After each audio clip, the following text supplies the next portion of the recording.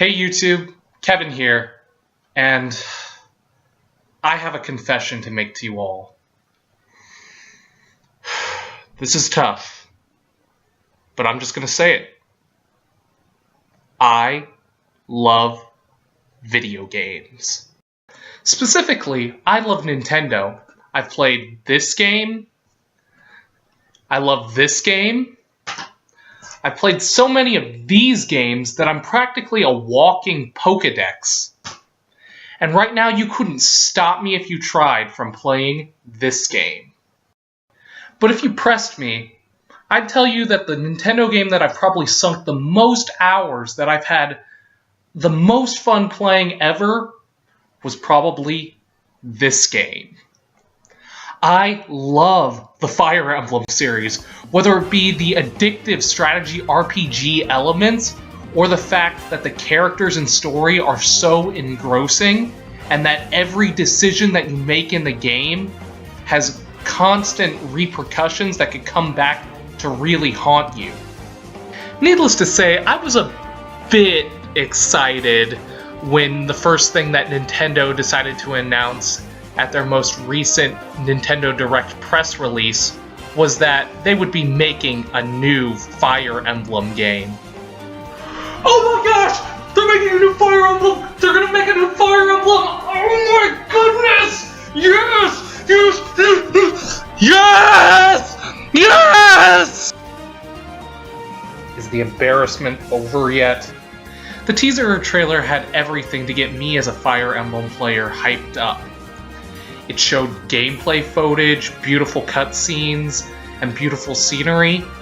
But I think the thing that got me the most intrigued about this new Fire Emblem is the fact that it seems like the creators of Fire Emblem are switching over from a Eurocentric point of view to a Japan-centered point of view in terms of their setting.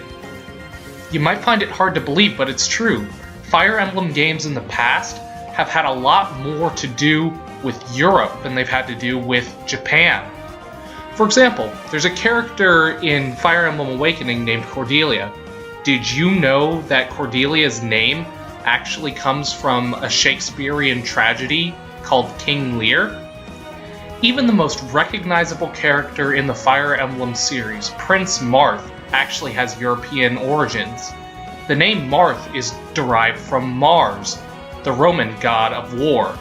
No, the god of war is not Kratos. After watching the teaser trailer for the new Fire Emblem game about 50 times, I came up with a theory.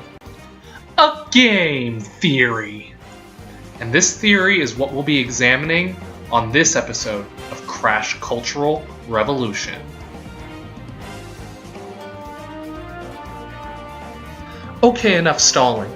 I will not fail to convince you all that the trailer for the next Fire Emblem game reveals that the plot of the next Fire Emblem will involve a conflict between European and Japanese cultures. In this scene, we see a group of soldiers readying themselves to face an oncoming enemy threat. These warriors definitely seem to be inspired by Japanese samurai with their helmets, covered faces, and usage of what appear to be katanas and pikes. But the question is, what period of Japanese history are they based on? My best guess would be the Sengoku, or Japanese Warring States period. The Sengoku period was an era of Japanese history that began around 1467 and lasted till approximately 1603. It was a time of great social and political unrest, as well as constant military conflict. During this time, Japan was officially ruled by their semi-divine emperor, but because the emperor was essentially a figurehead, the period is associated with a series of daimyo conflicts that resulted in a number of wars and battles, like the Onin War. Note the similarity between the soldiers in this image and the ones in this one, which come from an image illustrating what one of the Warring States battles may have looked like. The helmets and armor designs are somewhat similar, and the samurai in this image are depicted wielding swords and pikes as well.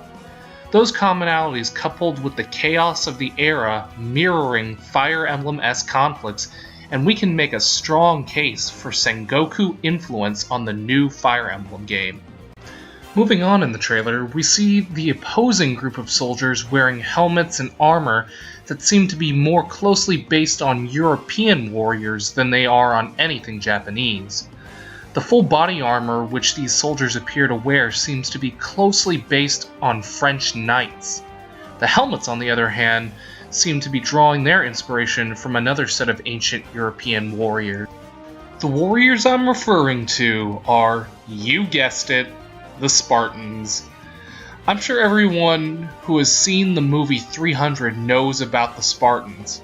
They're synonymous with warrior society, discipline, strength, ferocity, and brutality. The Spartans may seem quite barbaric, but in actuality, they were brilliant tacticians. 300 may have embellished the Battle of Thermopylae a little bit, but a small group of Spartans really did lead a group of Greeks against a staggering number of Persians. By securing Thermopylae Pass, the Spartans ensured they would only have to defeat the Persians in waves, and not face the entire army all at once. Now that's what I call strategy. Possibly just as famous as the Spartans themselves were their famous mohawk-crested helmets. These helmets were not worn by many warriors, and only the elitist of the elite were allowed to don these in battle. It is speculated that these helmets were likely used to intimidate opponents. If you can lower an opponent's attack stat one level, why wouldn't you?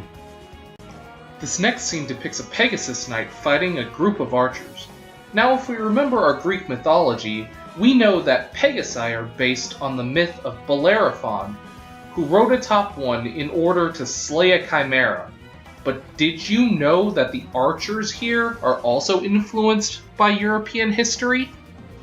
Once again, the helmets and the armor are a dead giveaway. These archers are clearly based on Roman centurions.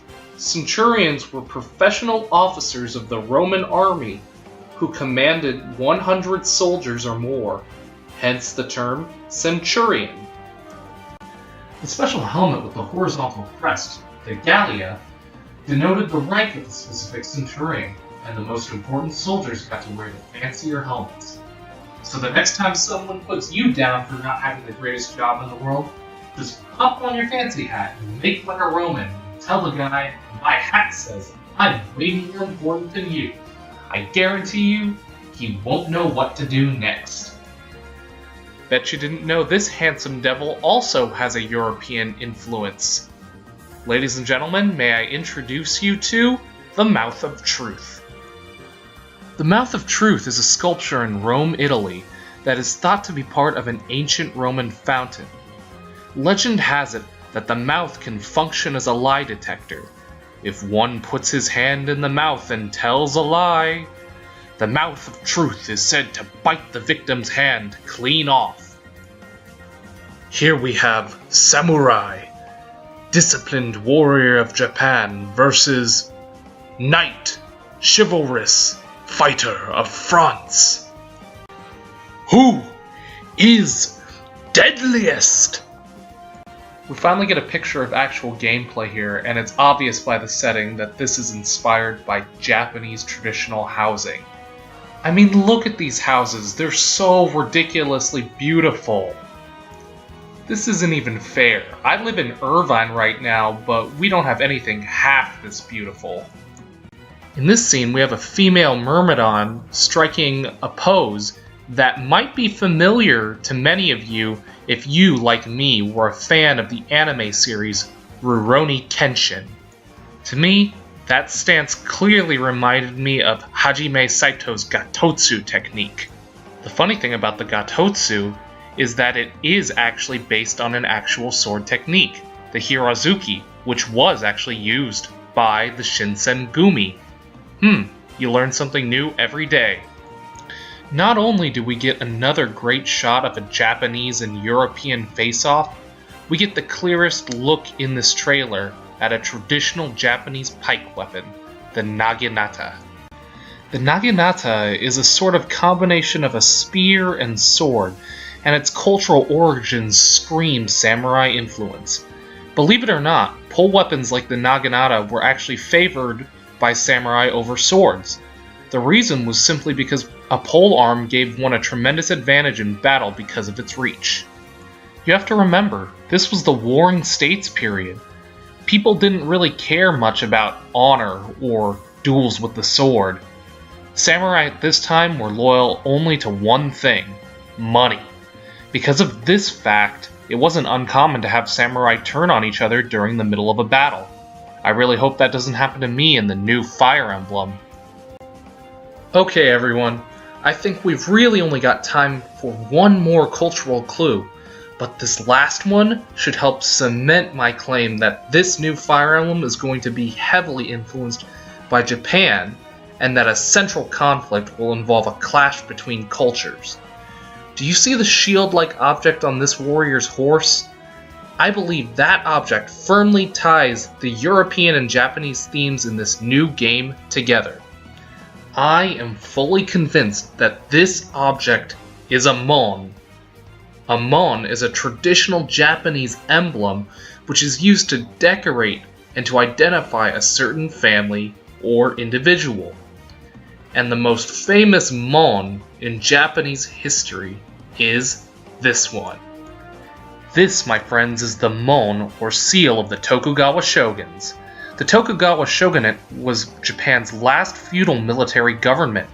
The establishment of the shogunate ended the Sengoku period, and the fall of this government ushered in the Meiji Restoration, which eventually brought Japan into contact with the West, which would eventually lead Japan into involvement in both world wars. What I'm getting at here is not to say that the mon is the most important part of the trailer, but what I am saying is that the mon is symbolic, as it points us directly to events that occurred in Japanese history.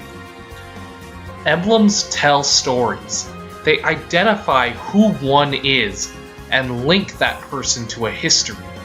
The story of Fire Emblem is the story of how the Fire Emblem binds people's stories together, how people unite and fight for justice, empowered by the magic and the historical significance of the emblem. Just as the Fire Emblem binds people in the games together, the mons that appear in this new Japanese-influenced Fire Emblem remind us that we are connected to history, and that Japan's history is inescapably connected to world history.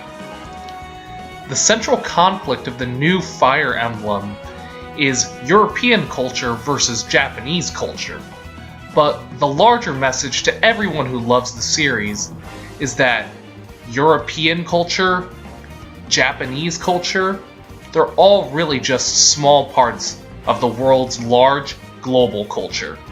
But hey, the game hasn't even come out yet, so I could be totally wrong. Only time will tell. Thank you for coming with me on this Crash Cultural Revolution. Remember to like the video if you liked it, dislike it if you didn't, and subscribe if you want to join me for another Crash Cultural Revolution.